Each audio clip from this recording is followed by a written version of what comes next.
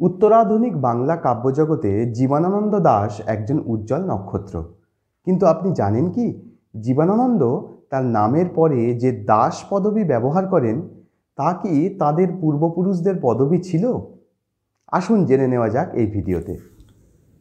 6ই ফাল্গুন 1305 বঙ্গাব্দে অর্থাৎ 17ই ফেব্রুয়ারি 1899 সালে বাংলাদেশের বরিশাল জেলা শহরে জীবনানন্দ দাশের জন্ম।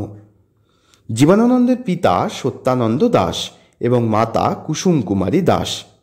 সত্যানন্দের আসল উপাধি ছিল দাশগুপ্ত এবং আদি নিবাস ঢাকা জেলার বিক্রমপুর পরগনার গাউপাড়া গ্রামে। জীবনানন্দের আদি পিতৃপুরুষের নাম বলরাম দাশগুপ্ত। জীবনানন্দের পিতামহ সর্বানন্দ দাশগুপ্ত বরিশালের কালেক্টরি অফিসে চাকরি নিয়ে গাউপাড়া থেকে বরিশালে আসেন। বংশগতভাবে এরা ছিলেন হিন্দু। সর্বানন্দই প্রথম ব্রাহ্ম ধর্মে দীক্ষিত হন এবং পদবী দাশগুপ্ত না লিখে দাস লিখতে থাকেন। সর্বানন্দের 7 পুত্র ও 4 কন্যা। জীবনানন্দের পিতা সত্যানন্দ ছিলেন সর্বানন্দের দ্বিতীয় পুত্র। সর্বানন্দের পুত্রেরা বরিশাল শহরে বাড়ি কিনে পিতার নামে বাড়ির নাম রেখেছিলেন সর্বানন্দ ভবন। এই সর্বানন্দ ভবনেই জীবনানন্দ দাশের জন্ম।